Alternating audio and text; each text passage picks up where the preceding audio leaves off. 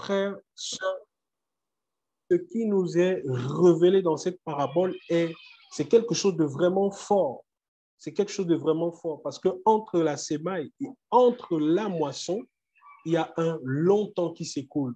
Donc, nous sommes dans Luc 18 pour ceux qui nous ont rejoints. Luc 18 à partir du premier verset. Voilà. Donc, il leur donna aussi, il leur disait aussi une parabole pour montrer qu'il faut toujours prier sans jamais se décourager, frère, sans jamais se décourager. Oh, je prie que le découragement ne soit pas la portion de quelqu'un, que le Seigneur suscite au milieu de notre génération des hommes et des femmes qui prient sans jamais se décourager. Et peu importe la température du soleil sous lequel tu es, peu importe la qualité de faim que tu as, le niveau de soif que tu as, peu importe la position dans laquelle tu es, frère, il y a une information vraie, il y a une parole qui bouscule, qui nous est donnée dans la parole. Il nous est dit qu'il essuiera toute larme de nos yeux et la mort ne sera plus. Il n'y aura plus ni cri, ni douleur, ni souffrance. Et ici, au chapitre 7 du livre d'Apocalypse, il nous est dit que lui-même, parce qu'il sera là, frère, pour ceux-là, il dit qu'ils n'auront plus faim ni soif, le soleil ne tombera plus sur eux, ni aucune chaleur. Ce sera aussi notre portion, frère.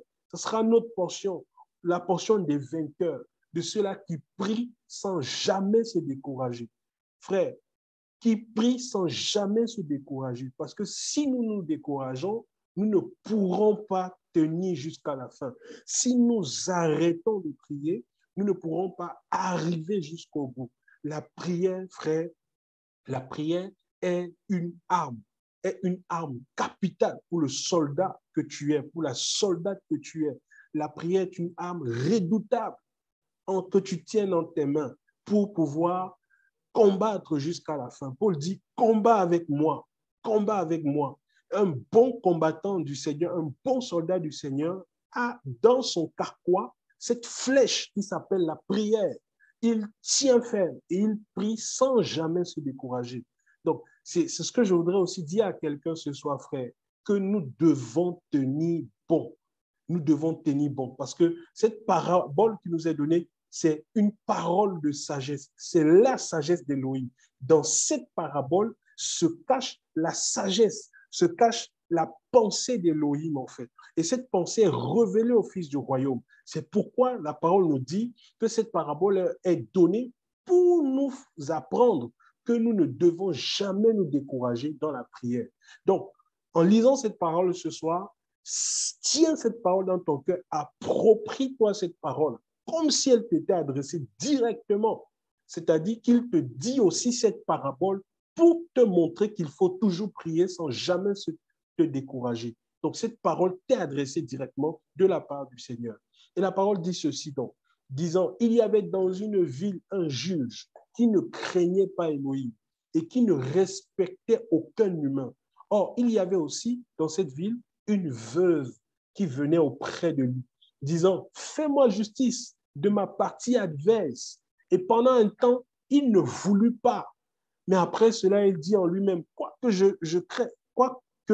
ne craigne pas d'Élohim et que je ne respecte aucun humain, néanmoins, parce que cette veuve m'importune, je lui ferai justice de peur qu'elle ne vienne à la fin me traiter rudement. Quoi qu'elle m'importune. Vous voyez, frère, c'est fort. C'est fort ce qui est dit ici. La veuve importunait ce juge. Elle ne s'arrêtait pas de lui dire, fais-moi justice. Et ici, frère, on peut voir en ça le cri des élus. C'est pourquoi je disais tout à l'heure, entre le temps de la sémence et le temps de la moisson, le temps peut être rude, le temps peut être dur pour certains, le temps de l'attente peut être long. Ça peut être dur, vraiment dur, frère. Mais il nous faut tenir bon. Parce que de toutes les façons, frère, la prophétie a été donnée et elle court à son terme. Cette prophétie qui a été donnée, c'est que le Seigneur vient et il vient à toute vitesse, nous dit la parole. Apocalypse 21, voici, je viens à toute vitesse. Cette prophétie, quoi qu'il en soit, frère, que le monde soit retourné dans tous les sens, elle court à son terme. Et bientôt, oui, à toute vitesse, nous verrons le Seigneur. Nous le verrons tel qu'il est. Et ce sera une joie pour nous, ce sera une force pour nous, ce sera une consolation pour nous. Et donc, entre la sémence, le temps de la sémence, parfois, vous savez que quand on sème dans la douleur, parce que parfois, on peut s'aimer et penser avoir perdu. On peut croire que non. Dans cette sémence-là, voilà, toutes les sémences posées en terre parfois ne produisent pas toujours, mais la sémence, en fait, est dure. Et il y a ce somme-là qui nous dit, ceux qui sèment avec des larmes moissonneront avec chant d'allégresse. Oui, il est venu, le Seigneur est venu quand il était sur la terre. Il a sémé dans la difficulté, au point de s'aimer sa propre vie. S'aimer sa propre vie à la croix. C'est l'œuvre de la croix. Maintenant que la sémence est mise en terre, frère, le temps qui passe, c'est le temps du développement de la moisson. Et parfois, dans ce temps, c'est dur. Parfois, dans ce temps, on peut croire que non, on n'arrivera pas jusqu'au bout. On peut croire que non, on ne terminera pas la course, frère. Et c'est un temps où, parfois, au milieu du peuple d'Israël, quand il y avait des semailles, il fallait crier au Seigneur pour qu'il y ait de la pluie, afin que la pluie vienne arroser les semences et que les semences puissent produire. Et vous savez, en Israël, pour ceux qui peuvent connaître la géographie, les pluies, ce n'est pas tout le temps. Parfois, le temps des pluies, c'est des temps très courts. Et il y a des périodes comme ça d'automne où les semences poussent simplement avec de la rosée. C'est pourquoi la parole peut parler de la pluie de la première et de l'arrière-saison.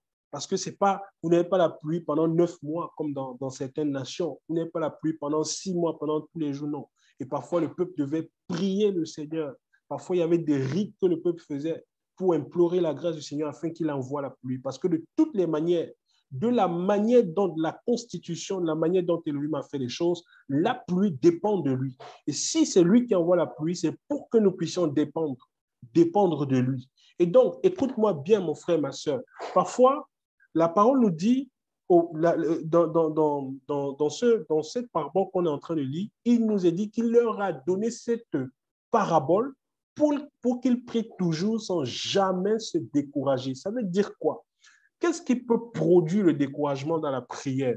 Parce que depuis un moment, nous parlons de la prière. Et beaucoup prient et à un moment, ils sont découragés. Beaucoup commencent des sujets de prière et ne terminent pas. Beaucoup prennent des engagements, Seigneur, pendant un mois, je vais prier pour ma famille. Et au bout, parfois, de 2 jours, la personne a arrêté. Parfois, on se décourage rapidement. Pourquoi? Parce que nous ne voyons pas l'exaucement. L'absence de l'exaucement, le fait que nos yeux ne voient pas l'exaucement à notre prière, produit inévitablement un découragement en fait, dans notre attitude, dans notre combat. Et une des choses que le Seigneur, justement, veut nous apprendre ce soir, c'est d'éliminer le découragement, en fait, dans sa vie de prière. Parce qu'une des choses, en fait, qui peut se constituer en blocage par rapport aux prières, une des choses, en fait, qui, de toutes les manières, est néfaste pour la vie de prière, c'est le découragement dans le processus de prière. Et parfois, vous allez remarquer, dans vos propres vies, il y a beaucoup de choses comme ça que vous avez commencé, beaucoup de sujets pour lesquels vous avez commencé à prier, et vous vous êtes arrêté en cours de chemin, simplement parce qu'au bout d'une semaine, vous n'avez rien vu, et simplement parce qu'au bout d'un certain temps, vous avez l'impression que le ciel est fermé au-dessus de vous, en fait. Vous vous demandez, est-ce que le Seigneur vous écoute? Est-ce qu'Élohim est là? Est-ce qu'il est-ce qu'il voit votre souffrance? Est-ce qu'il est au courant de ce que vous êtes en train de traverser? J'entends un cœur ce soir qui s'est posé cette question-là. Est-ce que le Seigneur même me voit dans ma situation? Et parfois, au bout d'un certain temps, on est découragé, on rentre dans le sommeil, on rentre dans la lourdeur, on dit de toutes les façons, Seigneur, fais ce que tu veux. Il y a des gens comme ça qui abrègent les sujets. Seigneur, je suis fatigué, fais ce que tu veux. En tout cas, parfois, un signe de découragement dans la prière, quand vous entendez quelqu'un prier, Seigneur, en tout cas, moi, je ne sais pas, mais fais ce que tu veux. Parfois, c'est l'attitude de quelqu'un qui est découragé. C'est quelqu'un qui, à un certain moment, il se dit, non, j'ai trop prié, en fait. Non, frère, non, il n'y a pas de trop dans la prière. Il n'y a pas de trop dans la prière parce que c'est la volonté du Seigneur que nous puissions prier sans relâche. Il dit, prier toujours sans jamais se décourager. C'est très fort ce qui nous est dit ici, frère. Est-ce que vous avez déjà réalisé vraiment cette parabole-là qu'il donne en fait? C'est un secret que le Seigneur donne. Il dit que si tu veux tenir jusqu'à la fin, prie sans jamais t'arrêter. Et c'est là où l'apôtre Paul va répéter ces paroles, mais sous une autre forme en disant prier sans cesse en fait. Parce qu'une des choses qui donne la victoire dans le combat, c'est la prière sans le découragement. C'est-à-dire de prier de manière continuelle. Alors, il y a des sujets de prière. Il y a des gens ici qui sont là ce soir. Il y a des sujets de prière pour lesquels vous avez commencé à prier. Vous devez continuer à prier pour ces choses-là. Vous devez reprendre là où vous vous êtes arrêté. Vous devez continuer simplement à intercéder, à prier devant le Seigneur en tant que sentinelle, sans vous arrêter, sans vous décourager, jusqu'à ce que le Saint-Esprit vous conduise à autre chose. C'est pourquoi il dit toujours prier sans jamais se décourager. Frère, le découragement dans la prière détruit la construction. Le découragement dans la prière peut être un empêchement pour l'exaucement. Parfois, le Seigneur veut simplement voir notre persévérance dans la prière. Parfois, le Seigneur veut simplement voir notre détermination. Le Seigneur, parfois, veut simplement voir notre engouement, notre amour. Est-ce que nous prions avec amour? Parce que quand même nous prions, vous entendez les gens qui prient pour leur famille, il n'y a pas vraiment de l'amour dedans. Parce que quand il y a de l'amour, on ne s'arrête pas. Quand il y a de l'amour, ça brûle, c'est présent. Tu pries jusqu'à ce que la personne se convertisse au Seigneur. Et j'ai souvent entendu des histoires comme ça, de serviteurs du Seigneur qui ont prié pour des gens, prié même pour des nations, pour des quartiers, pour des drogués, jusqu'à ce que ces personnes se convertissent, jusqu'à ce que ces personnes viennent au Seigneur. Ils n'avaient que ce sujet dans le cœur. Vous voyez quelqu'un qui est vraiment saisi par le Saint-Esprit et il prie pour une personne pendant 2 ans sans relâche. C'est terrible. C'est terrible. Il faut vraiment être armé de l'amour, en fait. Il faut vraiment être équipé. C'est pourquoi tous les autres éléments qui sont dit, ce sont des équipements, en fait, qui nous donnent de tenir, Quand il parle de la joie, de la paix, de toutes ces choses, c'est des équipements. S'il n'y a pas ça, on ne peut pas tenir dans la prière. On ne peut pas prier jusqu'au bout, frère. On ne peut pas tenir jusqu'à la fin. Et n'oubliez pas, frère, que jusqu'à la croix, le Seigneur n'a pas arrêté de prier. Jusqu'à la croix. Eli, Eli, lama shabatani. Il s'adresse au Père. Il n'a pas arrêté de prier. Il n'y a pas un seul moment dans sa vie où il a arrêté de prier. Il a prié sans se décourager. Il fut exaucé à cause de sa piété. Il a crié, il a poussé de grands cris avec des larmes à celui qui pouvait le délivrer de la mort, sans se décourager, frère. Sans se décourager. C'est pourquoi il nous faut être des hommes et des femmes dans le Seigneur qui prions sans se décourager, qui ne nous arrêtons pas à cause des situations. Tu es là ce soir, il y a des choses que tu as demandées au Seigneur. Ça fait 6 mois, le Seigneur ne t'a pas répondu. Et même que savons-nous? Parfois, le Seigneur nous répond, mais c'est nous qui ne comprenons pas ses réponses. Qu'en savons-nous? Hein? Prenons juste le cas même de ceux qui estiment qu'ils n'ont pas été répondus par le Seigneur, que le Seigneur n'a pas répondu. Tu pries 1 an, tu pries 1 an et demi, 2 ans, 2 ans et demi, 3 ans, 3 ans et demi, 4 ans. Où est le problème? Continue de prier, ne t'arrête pas. Prie sans te décourager jusqu'à ce que le Saint-Esprit t'arrête pour t'amener à autre chose. Étant donné que nous sommes conduits par l'Esprit, pourquoi si le Saint-Esprit ne t'arrête pas, tu t'arrêtes? C'est un grand défaut dans la vie de prière de beaucoup de frères. Le Saint-Esprit ne s'est pas arrêté, lui qui est dans ton cœur et qui veut t'aider dans la prière, par des soupirs inexprimables, par plusieurs manières, qui veut t'aider, mais toi, tu t'arrêtes alors que lui ne s'est pas arrêté. C'est pourquoi il ne faut pas s'arrêter dans la prière tant que le Saint-Esprit ne s'est pas arrêté. Parce que nous prions, nous faisons toutes sortes de prières par l'Esprit. Toujours prier sans se décourager. Et donc, frères et sœurs, dans le temps de l'attente, c'est un temps où le juste crie au Seigneur. Mais pendant que le juste crie au Seigneur, il ne voit rien. Parfois, il ne voit rien s'accomplir. Et à côté de lui, justement, il y a le méchant qui prospère, qui n'a pas besoin de prier, qui n'a pas besoin d'être là de jour et nuit, supplier le Maître. Le méchant, parfois, ne prie pas. Au contraire, il insulte ton Elohim, mais lui, il prospère. Et ça peut, c'est là aussi, parfois, ce que les aînés ont écrit dans les psaumes, en voyant le méchant prospérer, en fait, en se posant la question, mais qu'est-ce qui se passe? Où en suis-je? Pourquoi Elohim nous fait ça? Pourquoi réagit-il ainsi? Et même que tu pries, mon frère, ma soeur, et que le Seigneur ne te réponde pas, où est ton problème? Pourquoi le fait que tu ne voies pas l'exaucement produit en toi un découragement, produit en toi un manque de persévérance, produit en toi une légèreté par rapport à ton attachement au Seigneur? Vous savez, le manque de piété est le résultat parfois d'un lassement dans la prière. Quand on se lasse, quand on se décourage parce qu'on n'a pas vu le Seigneur faire quelque chose, on devient léger. On commence à se détacher du Seigneur. Et c'est pourquoi il nous faut nous attacher jusqu'au bout.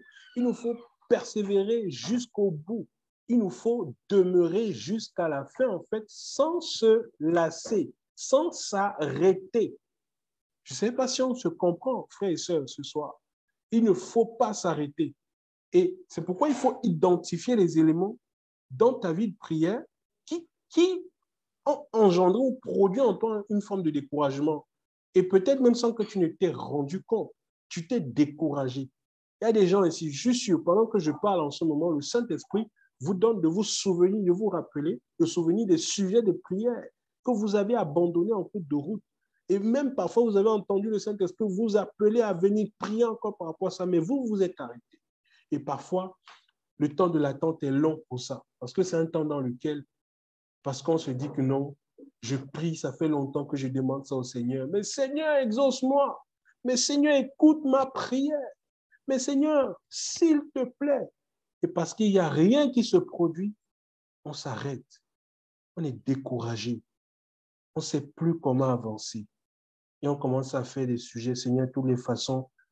Bon, je n'ai pas envie de me rebeller contre toi, mais vraiment, fais ce que tu veux.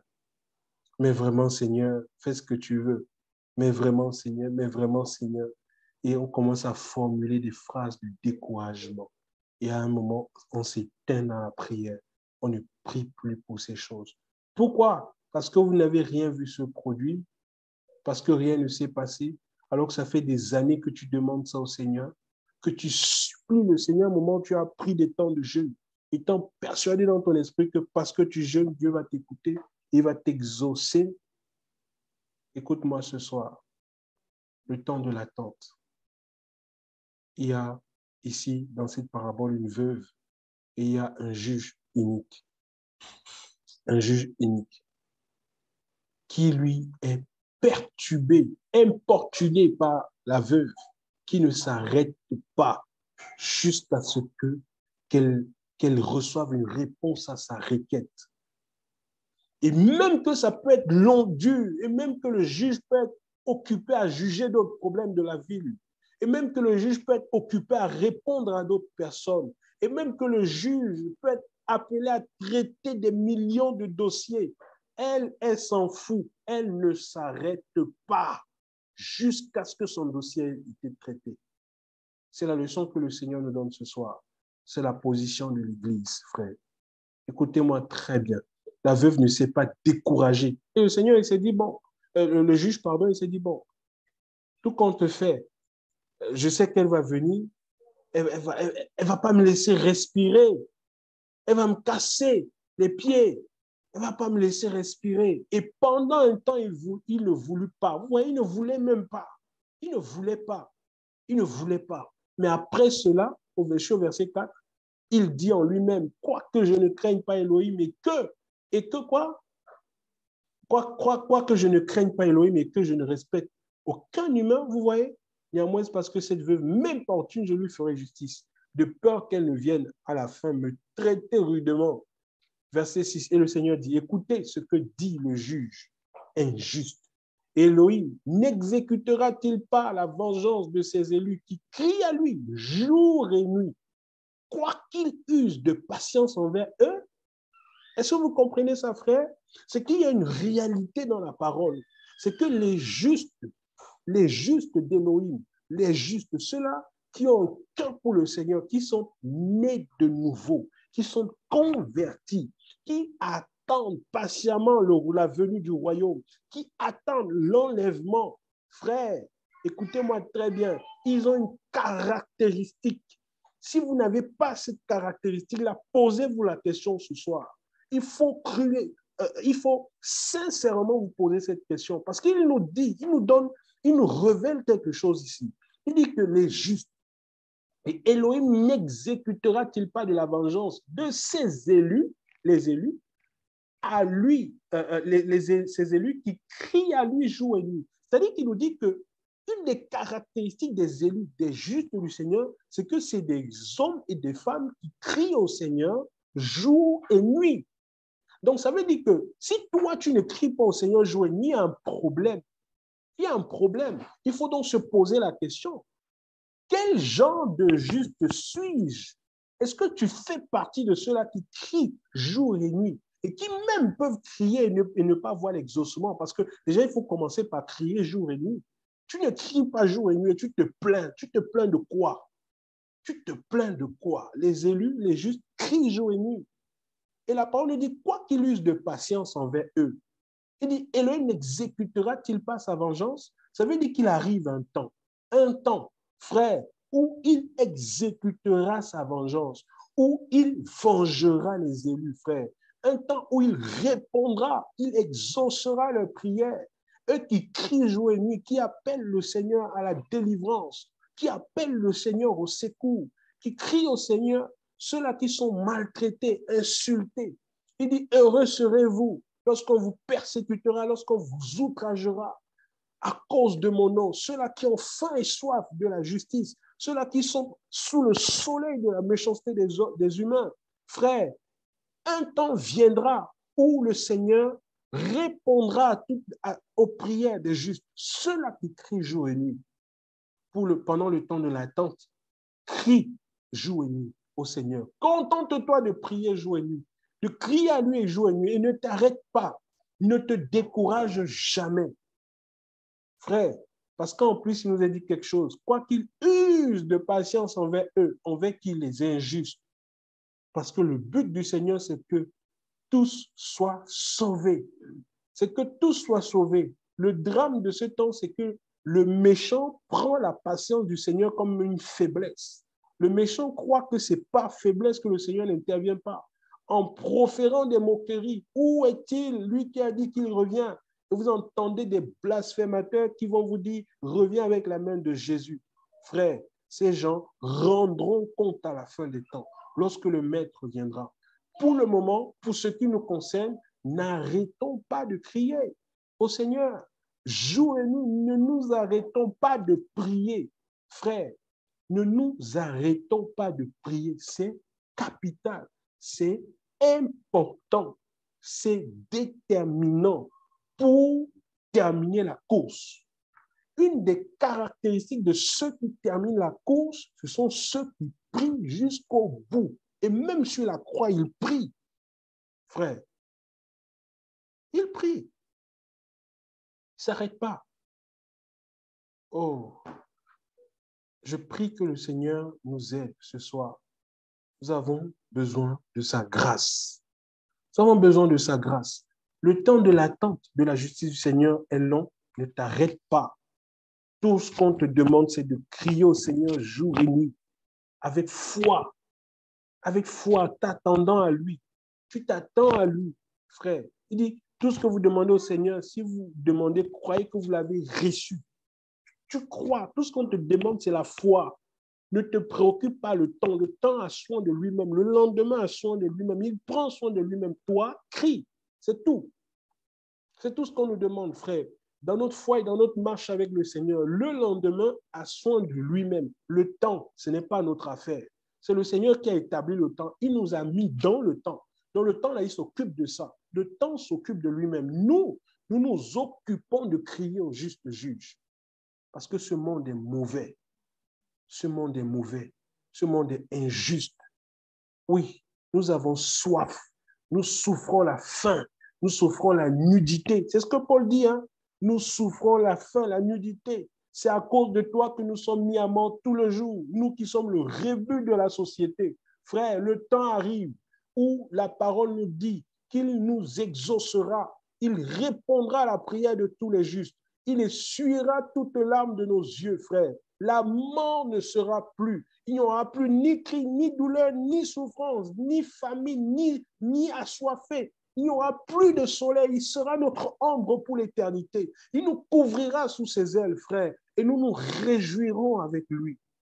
C'est pourquoi, écoutez, frères, quand je venais ce soir pour me connecter, il y avait une parole qui résonnait dans mon cœur. Cette parole résonnait profondément dans mon cœur. Et dit, cette parole qui dit, c'est dans 1 Corinthiens ou 2 Corinthiens 4, si je ne me trompe pas. Je n'ai pas vérifié la référence. Il dit que non, c'est dans Romains, pardon. Il dit que les souffrances du temps présent ne sont en rien comparables à la gloire à venir. Cette parole-là résonnait dans mon cœur, mais d'une manière terrible. C'est dans Romains 8. Les souffrances du temps présent ne sont comparables en rien à la gloire à venir. Oh, enfant d'Élohim, je vais te dire ce soir qu'il y a quelque chose de puissant que ton Père a préparé pour toi. Il y a quelque chose de fort que ton Père a préparé pour toi.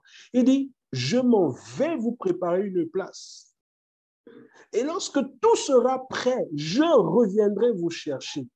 Mais le temps que nous attendons que le Seigneur vienne nous chercher, ça peut être un temps atrocement difficile, un temps de souffrance où on n'en peut plus.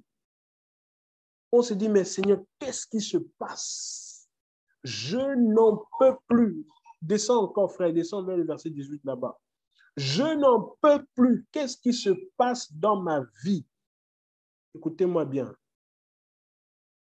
Écoutez-moi bien, mes frères. Ne l'oublions jamais. Ce verset-ci, sur lequel nous sommes, c'est le verset 18 de Romains 8.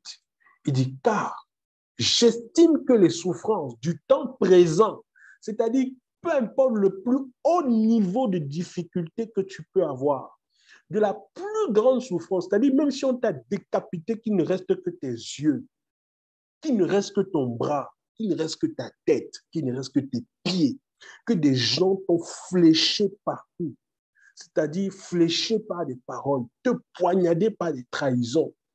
Tu as fait du bien aux gens, ils t'ont fait du mal. Ils ont pris le temps de te cuire dans une marmite pour te détruire, toi et ta postérité, toute ta génération. Écoute-moi très bien ce soir. C'est une parole d'encouragement pour toi. Car j'estime que les souffrances du temps présent ne sont pas dignes. Oh, j'aime cette version-là. J'aime ça. Là, ça sonne encore plus fort dans mon cœur.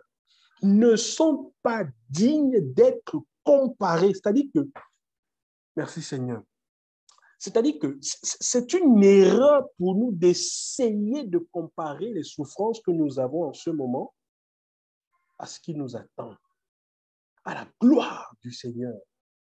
Il dit, ne sont pas dignes d'être comparés à la gloire à venir qui doit être révélée pour nous. Oh, alléluia. Yeshua, alléluia, alléluia, alléluia. Là, ça me percute encore. Alléluia. Vous comprenez, frère? Il dit, ne sont pas dignes, ne sont pas comparables à la gloire à venir. C'est-à-dire, je prie ce soir qu'au sein de ta souffrance et de ce sujet de prière qui brûle dans ton cœur incessamment, que tu fais monter jour et nuit devant le Seigneur, pendant que le temps de l'attente peut paraître très long, je prie ce soir que le Seigneur t'ouvre une petite, une toute petite fenêtre, juste pour t'encourager, selon qu'il le voudra, juste pour t'encourager, qu'il t'ouvre cette petite fenêtre, frère, pour voir un brin, un pan, un échantillon de la gloire à venir. Oh, mon frère, tu vas oublier tous tes problèmes. Tu vas oublier tous tes problèmes. Parce que c'est grave de comparer les souffrances du temps présent à la gloire à venir. Oui, frère, c'est pourquoi que tu aies l'exaucement à tes prières ou pas, ta piété, ton intimité, ta détermination. Quel mot pourrais-je encore utiliser? Frère, ta profondeur ne dépend pas de l'exaucement à ta prière. Écoute-moi très bien. C'est l'autre côté que je suis en train de te montrer maintenant. Tu pries sans relâche. Alléluia. Tu pries sans découragement. Alléluia. Tu pries sans t'arrêter. Alléluia. Mais ton intimité, ton attachement ne dépend pas du fait que tu aies été exaucé ou pas. Tu sais pourquoi? Aïe, aïe, aïe. Hey, Rabbi. Hey, Seigneur. Tu sais pourquoi, frère? Parce que tu sois exaucé ou pas, que le temps soit long ou pas, que tu sois fatigué ou pas, que tu n'aies qu'une dernière balle dans ton carquois ou pas, Yehoshua HaMashiach reste Seigneur. Écoutez-moi très bien. Il reste Seigneur. C'est pourquoi notre attachement, notre piété, notre profondeur, notre amour, et mettez tout ce que vous pouvez connaître de votre dictionnaire, dans la lignée de ce que je dis, frère. Notre réjouissance et tous les autres dépendent d'une seule chose, du fait qu'il soit Adonai, qu'il soit Eloah, qu'il soit El Shaddai. Parce que s'il ne l'est pas, tout s'écroule, tout s'arrête. Parce que s'il ne l'est pas, c'est la mort pour l'éternité. Mais parce qu'il l'est, et parce qu'il est assis sur le trône, et parce qu'il règne pour l'éternité, comme le dit ici dans Apocalypse chapitre 7, à partir du verset 10, il dit, et il crie d'une voix forte, disant, le salut est à notre Elohim, qui est assis sur le trône et à l'agneau, frère. Apocalypse 7, 10, parce qu'il est assis sur le trône, parce qu'il est le roi qui gouverne, frère. Parce qu'il nous dit, et tous les anges se tenaient autour du trône, les anciens, les 4 êtres vivants, et ils tombaient devant le trône sur leur face et adoraient Elohim. C'est-à-dire parce qu'il est Elohim, parce qu'il est Adonai, nous restons attachés à lui. C'est de ça que dépend notre piété. Notre piété relève du fait qu'il est Adonai. Alors, tant qu'il est Adonai, attache-toi à lui. Ça veut dire quoi? Le jour où il te dira qu'il n'est plus Adonai, tu auras le droit de te détacher. Mais comme cela n'arrivera jamais à Elohim ne plaise, je prie ce soir que ton âme demeure attachée au Seigneur pour l'éternité et que jamais ton cœur ne se détache de lui à cause de la longueur de l'attente devant ton sujet de prière, à cause de la grande durée que cela met. Jamais ton cœur ne se détache. Parce qu'il y a beaucoup de personnes qui rentrent dans la compromission parce que ça fait beaucoup de temps et prient, ils ne voient pas l'exaucement. Qui sont découragés, affaiblis, en morceaux parce qu'ils n'ont pas vu l'exaucement. Ils n'ont pas compris que notre attachement au Seigneur dépend du fait qu'il soit Adonai et non du fait de l'exaucement de nos prières. C'est pourquoi il nous dit ici, dans la parabole de Luc, que nous devons toujours prier sans jamais se décourager, parce que la foi nous donne de croire que quand nous ouvrons notre bouche pour prier, nous sommes déjà exaucés. Il a déjà répondu, ce n'est pas moi qui le dis. Il a déjà répondu. Il dit, si vous demandez quelque chose au Seigneur, croyez que vous l'avez reçu. Et il nous dit que les justes crient jour et nuit. Il nous vengera d'une manière rapide. Mais il veut que tous les hommes soient sauvés. Ça veut dire que le Seigneur prend le temps. Il prend le temps nécessaire. Il faut que la coupe aussi d'un côté se remplisse. Il prend le temps pour que le dernier du dernier des derniers puisse passer la porte du royaume des cieux et entrer dans le royaume. Donc, ne t'arrête pas de prier. Garde la foi, ne t'arrête pas de prier. Parce que de toutes les façons, tu es dans le plan du Seigneur. Et le plan du Seigneur est en marche. La prophétie court vers son thème. Elle doit s'accomplir. C'est une question d'éternité. Ce n'est pas une question de temps, c'est une question d'éternité. Elle doit s'accomplir. Frère, écoutez-moi bien. Elle doit s'accomplir. Qu'il pleuve, qu'il vente, qu'il neige. Ce que sa bouche dit, c'est sa main qui l'accomplit. Il dit, je suis Yahweh, je fais une œuvre. Qui la contestera? Qui peut avoir le culot, le toupet de contester avec lui? Donc, frère, tout ce que nous avons à faire, c'est de prier. C'est de crier au Seigneur jour et nuit. Ne te fatigue pas. Le découragement ne fait pas partie de la marche, de la vie de prière des élus. Le juste ne se décourage pas. Au contraire, vous avez vu ce qu'on a partagé samedi? La parole dit quoi? Il rend nos pieds semblables à celles des biches. C'est-à-dire que tu ne te fatigues pas de courir. Il rend tes pieds semblables à celles des biches. Il te fait marcher sur les lieux élevés. Donc, il n'y a pas de possibilité pour toi de te décourager. Il exerce tes mains au combat. Hey, Seigneur. Donc, on n'a aucune raison de s'arrêter. On n'a aucune raison. Il n'y a aucune raison pour que ta vie de prière ne s'arrête. Aucune raison. Aucune. Prie seulement. Persévère dans la prière. Ne t'arrête pas. Ne t'arrête pas. Parce que le Seigneur, il te vengera très vite, mais le plus rapidement possible que tu ne le penses. Il te vengera. Il te vengera. Pendant que tu pries là, tu pries. Oui, il faut prier. Ne t'arrête pas. C'est sa volonté. Oh Père, il essuiera toute l'âme de nos yeux et la mort ne sera plus. Ce temps-là, frère, arrive à toute vitesse. Nous serons avec lui pour l'éternité. Nous serons avec lui pour l'éternité. C'est pourquoi demeurons dans la prière. Ne nous arrêtons pas. Je vais vous montrer encore quelque chose avant qu'on ne termine. Deux petits points. Remarquez, frère. Le premier, c'est que le Saint-Esprit m'a donné de remarquer que la plupart des interventions de notre Seigneur Yeshua, avant que les miracles ne se produisaient, avant qu'il y ait une pluie de guérison qui s'abatte dans les villages où il passait, il y avait une action qu'il faisait. Je ne vais pas prendre tous les textes. On va prendre juste un texte. Ça, c'est le premier point.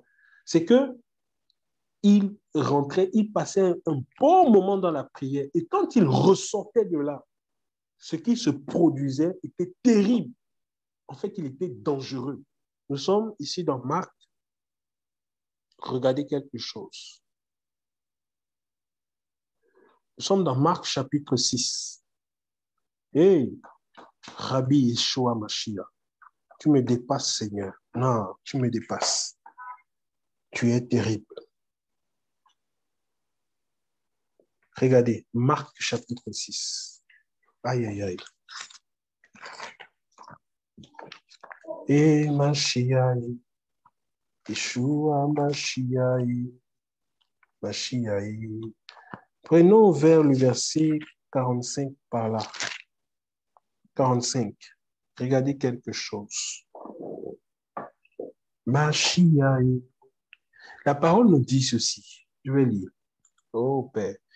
Et immédiatement après, il força ses disciples à monter sur le bateau et à le dévancer sur l'autre bord, vers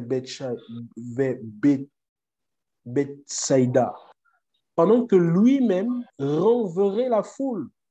Donc, il y a une stratégie. Quelque chose se passe ici. Le Seigneur, apparemment, doit faire quelque chose. En tout cas, je le crois.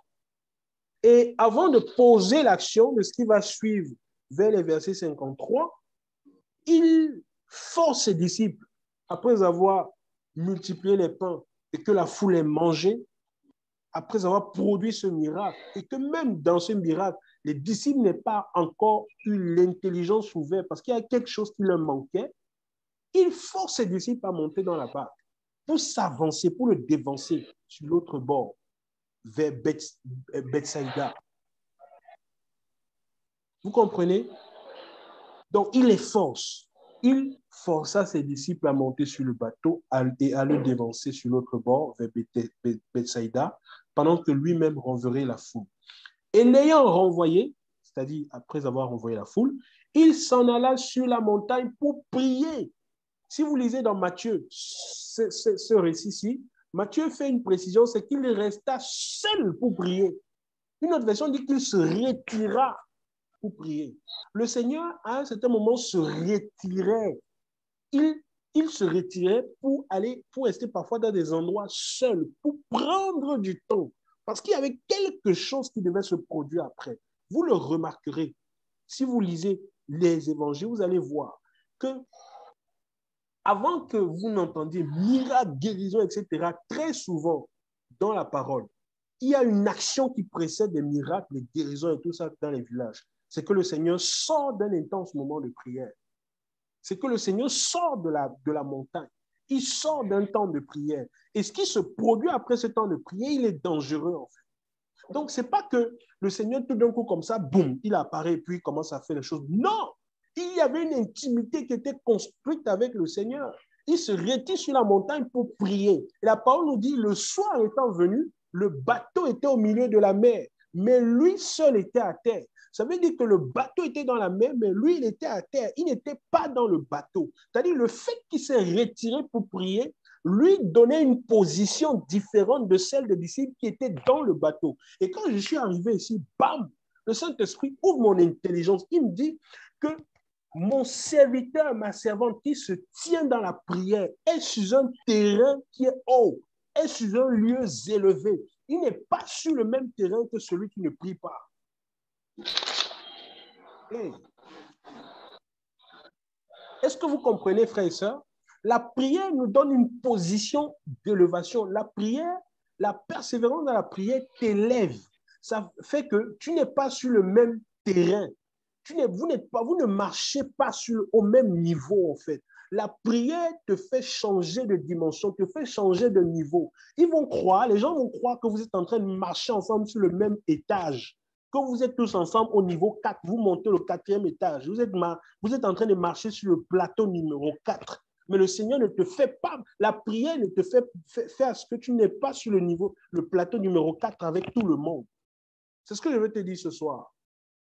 La parole nous dit que lui seul était à terre. Donc, ce n'était pas le même référent parce qu'il sortait de la montagne. Il était allé à la montagne pour prier. Vous pensez que c'est pour rien, frère, que le Seigneur a forcé ses disciples à monter dans la barque? Non, je le crois. Quand je lisais ça, j'ai compris que non, mais Seigneur, c'est terrible. Ce n'était pas pour rien que tu les as forcés à monter dans la barque pour te dévancer, en fait, pour prendre de l'avance sur toi. Hey! Alléluia, alléluia, alléluia. Écoutez-moi, frère, écoutez-moi très bien.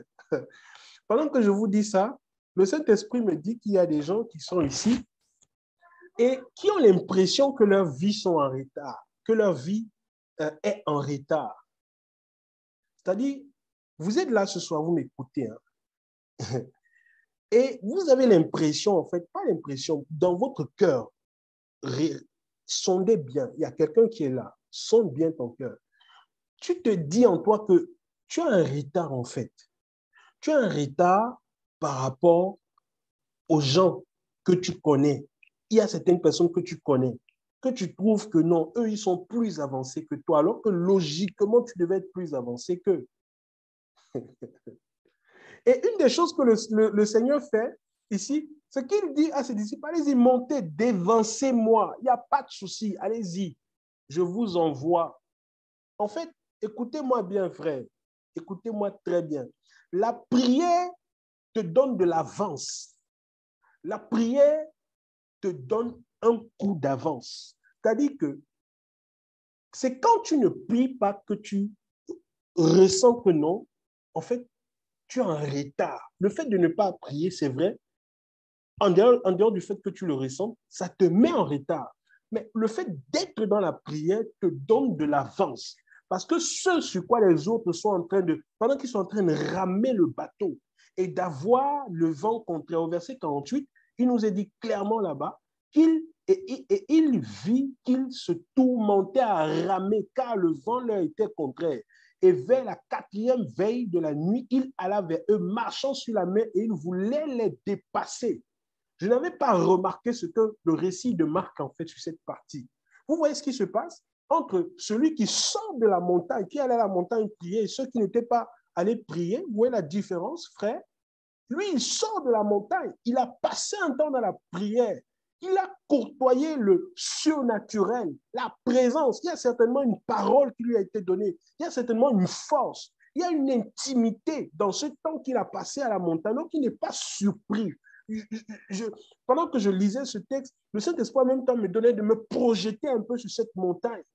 Et je pouvais voir dans mon esprit toutes les choses un peu que le Seigneur aurait pu vivre en fait. Dans une montagne, il y a du vent. Dans une montagne, il y a beaucoup d'effets naturels dans une montagne. Ce n'est pas n'importe qui peut passer du temps à la montagne. Parfois, il faut des caractéristiques particulières. Il faut établir une tente pour rester sur la montagne. Parfois, il faut certains outils pour durer sur la montagne. Donc, le Seigneur était habitué sur la montagne au vent et aux tempêtes. Il était habitué à ça. Dans une montagne, quand il pleut, c'est grave, c'est chaud, c'est difficile. Le Seigneur était habitué à ces choses. Et lui, il descendait de la montagne. Hey, je ne sais pas s'il y a quelqu'un qui nous écoute ce soir, frère. Je vous assure, le Saint-Esprit a zoomé ça dans mon esprit. Ce n'était pas nouveau pour lui, ce n'était pas quelque chose qu'il apprenait, non. C'était une situation à laquelle il était habitué sur les montagnes. Et parfois, très tard dans la nuit, vous pouvez savoir quel degré de température il fait sur une montagne tard dans la nuit. Combien il peut faire froid. Combien ça peut être difficile, les conditions climatiques. Il était habitué. Donc, le fait que la mer souffle, que les vagues soient hautes, ce n'était pas nouveau pour lui. Pendant que les disciples ramaient, les vents leur étaient contraires. Eux, ils découvraient, ils se rendaient compte de la difficulté. Peut-être qu'ils avaient l'habitude aussi de souffrir comme ça. Mais lui, il n'était pas au même pied avec eux. Il n'était pas au même niveau parce qu'il était sur la montagne. Et sur la montagne, il a pris de la hauteur. Sur la montagne, il a pris un niveau supérieur. Ce n'était pas le même étage. Non, pas du tout, frère. Il rend mes pieds semblables à celles des biches. Oui, frère, il nous fait marcher sur les lieux élevés. Éternel, Yahweh, Shabbat, son nom, Yeshua Mashiach, le roi, notre Adonai, le véritable, qui est celui qui exerce tes mains au combat. Si tu ne sais pas combattre, manier les armes offensives et défensives, tu vas être battu, tu vas être copieusement, tu vas subir les défaites. C'est pourquoi il faut être exercé à ces choses, frère. Et donc, ils étaient en train de ramer. C'était difficile. Lui, il était à un autre niveau. Écoute-moi bien, écoute-moi. Peut-être que pendant un certain temps, tu as été en retard. Peut-être que pendant un certain temps, tu as pris du retard, tu as ramé les vents qui étaient contraires. Je veux te dire ce soir de la part du Seigneur que la prière te donne de marcher dans les lieux élevés. La prière te permet par le Seigneur de pouvoir rattraper tout le temps perdu. La prière, en fait, te donne d'être dans un niveau supérieur, d'avoir un coup d'avance. Et même qu'il y a des gens, en fait, qui ont pris le chemin avant toi, qui sont montés dans la barque avant toi, et que tu as vu monter dans la barque. Au début, dans la barque, ils étaient très contents. Peut-être que jusqu'aujourd'hui, ils sont contents. Peut-être que tu as vu des gens dans ta vie, dans ton quotidien de tous les jours, que tu estimes que logiquement, tu devrais être devant eux. Je veux te dire, tu n'es pas en retard. Tu as une ultime occasion, dès ce soir, de te rattraper. C'est de rentrer dans le lieu secret. c'est de commencer à prier sans te décourager. C'est de rallumer la flamme qui est en toi, parce que la prière te donnera automatiquement d'arriver dans les hauteurs, sans prendre les escaliers, sans passer par l'ascenseur, d'être transporté comment il s'appelle, Philippe, de partir d'un lieu à un autre sans prendre les escaliers que les autres ont pris. Parce que les autres, ils ont pris les escaliers. Les escaliers ici, c'est l'ensemble des outils qu'il leur a fallu, des éléments qu'ils ont dû mettre en place, de la souffrance, de la sueur et tout ça. Le Seigneur, il te donne, il t'amène dans les lieux élevés. Le nom de l'Éternel te fait arriver dans les hauteurs sans passer par les étapes par lesquelles les autres sont passés. C'est pourquoi, dès ce soir, prie. Prie sans te décourager. Tu vas voir ces choses-là. Et donc, ici, frère, regardez très bien. Le Seigneur, donc, il va voir ça. Les vents sont contraires. C'est difficile pour les disciples. Au verset 49, il nous est dit, mais quand il le vit marchant sur la mer, il pensait que c'était un fantôme et il s'écriait car il le voyait tous et il fut troublé. Vous savez, oh, je ne sais pas s'il vais tout vous dire ce que le Saint-Esprit a mis sur mon cœur ce soir. Regardez, écoutez-moi, frère. Quand je suis arrivé ici, l'Esprit ouvre mon intelligence. Il dit, regarde, car il le voyait tous et il fut troublé. Mais il fut troublé. Mais quand il le voyait sur la mer, il pensait que c'était un fantôme et il s'écriait, car il le voyait tous et il fut troublé. Vous voyez? C'est-à-dire que quand on ne prie pas, quand vous n'avez pas une vie de prière, vous êtes constamment dans la peur. La peur est le résultat d'une vie de prière faible. Écoutez-moi très bien. C'est-à-dire quand tu n'as pas une vie de prière, quand tu pries dans le découragement, tu as constamment peur. Il y a des gens là, vous n'arrivez pas à dormir dans votre chambre seul. Quand vous éteignez la lumière, vous avez l'impression que vous demandez si le matin vous allez vous réveiller. Vous êtes couché, vous tournez sur le lit dans tous les sens, vous ne trouvez pas le sommeil. Vous n'avez pas la paix en vous parce que vous ne priez pas. Vous n'avez pas de relation d'intimité dans la prière avec le Seigneur. Oui, frère, vous entrez dans la maison, vous avez l'impression de voir des fantômes. Les anges sont là en train de se réjouir dans votre maison, mais vous croyez que c'est des fantômes. Aïe, aïe, aïe. Je vous dis, frère, écoutez, les serviteurs du Seigneur sont avertis. Il ne fait rien sans avertir ses serviteurs. Je vous dis, frère, c'est le manque de connaissance, l'ignorance tue. Mon peuple périt faute de connaissance. Des gens rentrent dans leur maison. Il y a comme une atmosphère glorieuse, une réjouissance du Père dans ta maison. Tu penses que c'est des esprits démoniaques. Tu commences à avoir peur, à trembler. Tu appelles les frères, frères, s'il vous plaît, venez verser de l'huile, de l'eau dans ma maison, le sel béni, toutes ces choses-là. Simplement parce que vous n'avez pas d'intimité avec le Seigneur, vous n'avez pas de vie de prière. C'est ce qui s'est passé avec les disciples. Ils ont commencé à trembler. Si tu es troublé, quand le trouble s'installe, écoute, il faut rentrer dans la prière. Il dit dans Jacques que si quelqu'un est en souffrance, qu'il prie. Parce que la prière tue la souffrance. La prière tue le trouble. Et la prière te donne d'être en confiance et dans la paix. Écoutez-moi très bien. Le Seigneur était dans la paix. Il a fait son service, il était dans la paix. Est-ce que vous me comprenez, frère? Et même que la chair dans laquelle vous êtes peut parfois vous amener à avoir peur, etc. L'esprit est en confiance. Et parce que vous êtes spirituel, la confiance de votre esprit qui est communiquée par l'Esprit du Seigneur domine sur la chair. Je vous dis, mes frères, c'est pourquoi il faut prier. Quand on ne prie pas, on est troublé. On a constamment peur. Le cœur bat. Oui. Oui, la prière nous donne du discernement. Ils s'écriaient, c'est un fantôme. Ils ont eu peur. Et car ils le voyaient tous et il fut troublé. Vous voyez, c'est ça, frère. La parole nous dit mais immédiatement, il parla avec eux et leur dit, ayez confiance, c'est moi, n'ayez pas peur. Vous voyez? Et verset 51, et il monta vers eux dans le bateau et le vent cessa. Et ils furent en eux-mêmes excessivement étonnés et remplis d'admiration. Ça veut dire que la parole du Seigneur, une parole dans le trouble, produit dans notre cœur la confiance et rétablit l'ordre, là où le désordre a commencé à se s'aimer. Et donc, dans la prière, on entend une parole du Seigneur. C'est pourquoi le Seigneur, sur la montagne, il parlait à son Père, Yeshua. Et le Père lui répondait, il y avait cette communion-là. Et donc, il avait dans son cœur cette confiance. C'est pourquoi dans cette confiance, il pouvait marcher sur les eaux. Il pouvait commencer à marcher sur les eaux. Il pouvait dire à la montagne, montagne, ôte-toi de là. Il pouvait commander à des situations parce qu'il sortait d'une conversation avec son Père. Il était en train de parler constamment avec son Père. Et les moments où il sortait de cette conversation pour descendre au niveau des humains, frère, il accomplissait des choses terribles. Ça veut dire que quand il disait, Père, je sais que tu m'exauces toujours, mais j'ai dit cela à cause de ceux qui sont ici. Quand il dit que je sais que tu m'exauces toujours, ce n'est pas là qu'il commence à parler avec lui. C'est la suite d'une longue conversation qu'il a déjà eue avec le Père.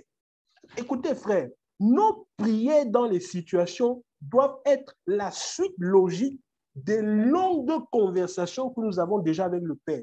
Si tu n'as aucune conversation avec le Père et qu'on t'appelle, qu'il y a une situation pour aller prier, écoute-moi bien, rien ne se produira. Et tu vas être choqué. Mais Seigneur, pourquoi est-ce que, voilà, j'ai prié, il n'y a pas eu d'exaucement. J'ai prié pour ce malin, il n'a pas été guéri. Parce que tu ne causes pas souvent avec lui. Tu ne causes pas, vous ne parlez pas. Vous n'êtes pas habitué, il n'est pas habitué à toi. Il n'est pas habitué à toi. Vous vous voyez où? Pour que tu sortes, on t'appelle. Et écoute, ta mère au pays est malade, elle est près de mourir. Tu te lèves aussi avec le feu. Ouais. Et puis tu commences à sentir dans ton corps, la chair te remue, tu te dis, tu penses que c'est l'onction. Que là, maintenant, non, c'est là maintenant que tu vas te mettre pour prier. Et plein de personnes comme ça dans l'église sont déçues. Parce que quand ils ont cette fausse onction-là, et qu'ils prient, rien, même pas la mouche ne s'arrête. Vous pensez que vous sortez comme ça de nulle part, et puis tu viens, tu te dis non, au nom de Jésus, sors. Et puis il va sortir, il te regarde bien avec les gros yeux, il te regarde. Ouais. Il te regarde. Il ne bouge pas. Frère, c'est pourquoi nous devons toujours être prêts. Nous devons toujours être prêts. Nous devons toujours être prêts. Sois prêt. Vous savez pourquoi nous devons prier? Parce que dans cette conversation longue que nous avons tout le temps avec le Seigneur, quand nous sommes appelés, quand nous sommes alertés, soit par les frères, soit par l'esprit des situations, on continue. C'est une continuité de la conversation avec le Seigneur. Père, comme tu m'as parlé ce matin, comme notre conversation d'hier soir, Seigneur, voilà, bam, exaucement. Parce que c'est une continuité. Frère, tous les miracles accomplis par Yeshua Mashiach, notre Seigneur, toutes les guérisons, toutes les opérations surnaturelles n'étaient qu'une continuité d'une conversation avec le Seigneur, avec le Père. C'était que ça. Ce n'est pas du genre, hey, qu'il te soit fait selon ta foi. Et tu sors de nulle part. Tu viens, tu dis au frère, avec une fausse onction qui te secoue un peu. Bon, c'est moi, Marguerite. Mais non, ouais, je me sens un peu saisi par l'onction. Frère, écoute, il te soit fait selon ta foi. Et 5 minutes, bon, rien. Tu es là. Vous savez, il y a des gens comme ça, hein, plein dans l'église. Ils ont des onctions de 2 minutes. Ou bien, on t'appelle, il y a une situation de vie ou de mort. Tu arrives là, je vais prier, il va se réveiller. C'est-à-dire que toi-même, tu n'es pas réveillé. Il faut prier, oui, le mort va se réveiller. Parce que voilà, on t'a appelé. Et comme on t'a parlé du... Vous savez, la chair est bizarre. Il faut faire la différence entre la chair et l'onction du Seigneur. Parce que la chair aussi a sa part d'onction qui n'est pas spirituelle. On t'appelle, il y a une situation bizarre là. Franchement, et tout ça, une situation de vie ou de mort. Tu te lèves, comme ça t'a touché au niveau de ta chair, que c'est quelque chose que vraiment tu as envie de voir s'accomplir. Tout de suite, il y a une soif profonde dans ton cœur, qu'un miracle se produise dans ta chair au garde-fou pour que le miracle s'accomplisse. Et puis, donc, tu sens ça, tu te dis, bon, ok, Voilà, je vais prier. Puis tu tends tes mains, alors que tes mains sont glacées. Tu tends tes mains, tu ouvres ta bouche pour parler, alors que tu parles jamais.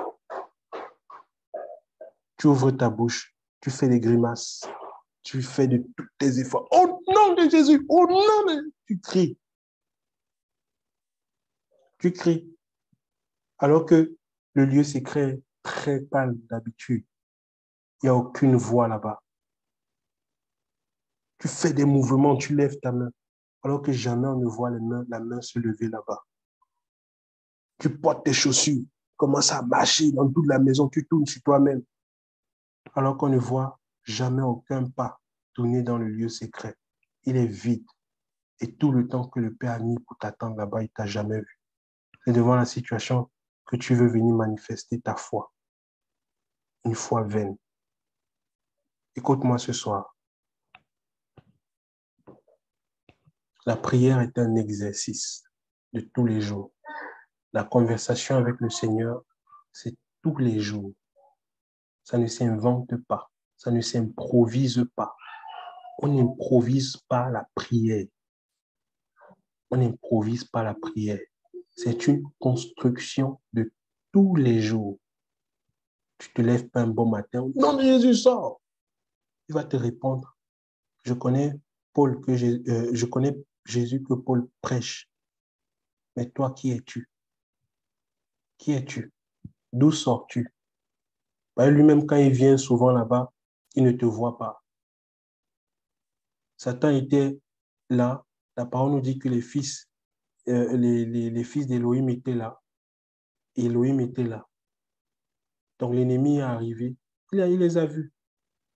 Il les a vus, il les a trouvés dans le lieu secret où il était avec le Père. Lorsqu'il a dit, est-ce que tu as vu mon serviteur Job? Le Seigneur était là, il y avait des gens qui étaient là. C'est-à-dire que même si Satan va dans ton lieu secret pour guetter, il ne te trouve pas. Et puis toi, là où le lieu qui te donne la force là, de le chasser, tu n'es pas là. Tu vas te lever un matin pour dire, nom de Jésus, tente, guéris maintenant. Quand tu ne vas rien voir, tu vas être blessé dans ton cœur, tu vas te décourager, dire, ah Seigneur, en tout cas, si tu ne veux pas faire, c'est ton problème. En tout cas, ah Seigneur, moi, je ne prie plus, je te fais confiance. Seigneur, j'ai mal dans mon cœur. Seigneur, en tout cas, si tu ne me fais pas ça, je te quitte. Seigneur, si tu ne me fais pas ça, je vais aller me prostituer. Frère, arrêtons la démence. C'est des choses graves.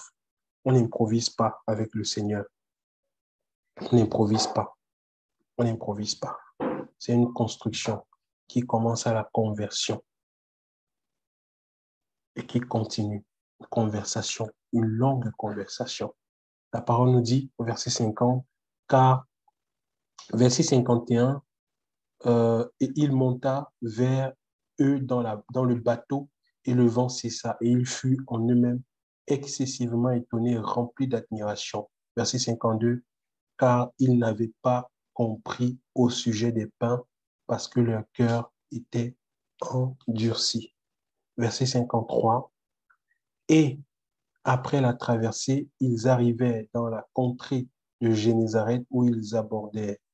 Et lorsqu'il fut donc sorti du bateau, on le reconnut immédiatement et on courut dans toute la région environnante et on se mit à apporter de tous côtés les malades sur les lits de camp, partout où l'on apprenait qu'il était. Et partout où il entrait dans les villages, dans les villes ou dans les campagnes, on mettait des malades sur les places du marché et on le suppliait afin de toucher seulement le bord de son vêtement. Et tous ceux qui le touchaient étaient comment? Sauvés. Vous voyez, frère, c'est magnifique. C'est la continuité d'une intimité avec le Seigneur. C'est la suite de la montagne. Les miracles, c'est là où je voulais en venir, les guérisons, les délivrances, les restaurations ne sont que des continuités de la montagne. S'il n'y a pas de montagne, il n'y a pas de miracle, il n'y a pas de guérison. Je suis persuadé de cela. Je vous partage cela ce soir. Sans la montagne, sans l'intimité, sans le fait de se retirer pour passer le temps avec le Seigneur, pour causer avec le Père, Sans les longues conversations dans les veilles, il n'y a pas de miracle, il n'y a pas de guérison, il n'y a pas de restauration. Tout est mort, sec, comme le bois. Donc, ce que vous voyez ici au verset 53, du verset 53 au 56, c'est la continuité de la montagne. C'est la continuité de la prière. C'est la continuité de la conversation avec le Seigneur. C'est pour ça, frère, et même avec les apôtres, la parole dit que Elohim accomplissait la parole de leur témoignage par des signes, des miracles et des prodiges. C'est la continuité. Donc, on ne doit pas s'arrêter de prier. Nous devons prier sans cesse. Si tu t'arrêtes de prier, tu violes un principe de la parole et tu risques de ne rien voir s'accomplir au moment où vraiment ton cœur aura besoin du Seigneur. Dans une situation tragique où tu vas vraiment soupirer, voir le Seigneur agir en disant, il y a des gens comme ça que vous voyez devant une situation tragique, dramatique. Vous voyez la personne se concentre dans une concentration charnelle, mais vraiment une profonde concentration avec tout son visage vraiment froissé, avec son corps arrêté, avec un peu de sueur qui coule et qui supplie, Seigneur, je t'en supplie, fais-le, sauve-le de la mort. Et puis, en fait, même les anges sont étonnés. Ah bon? C'est elle qui dit ça. On n'a jamais entendu ça. C'est rare. C'est rare qu'on entend ça. C'est rare. Avant, non, elle parle. Elle peut parler. Donc lui aussi, il sait supplier.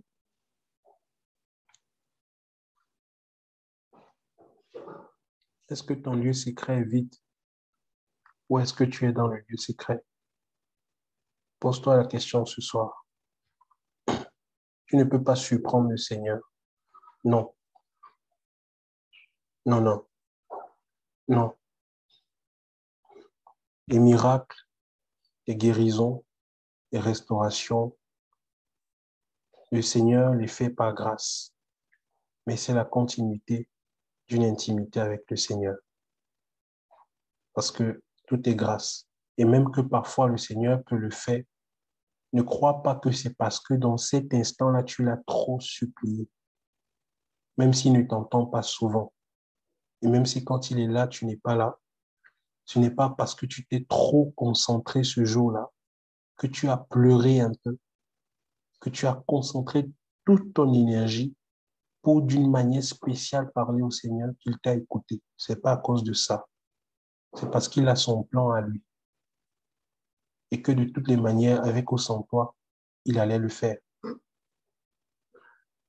faut retourner dans la chambre, dans le lieu secret, frères et sœurs. On va s'arrêter là pour ce soir. Que le Seigneur nous aide à toujours prier sans nous décourager. Car le temps viendra où il essuiera toute larme de nos yeux et la mort ne sera plus. Là sera notre délivrance pour l'éternité. Que le Seigneur soit béni.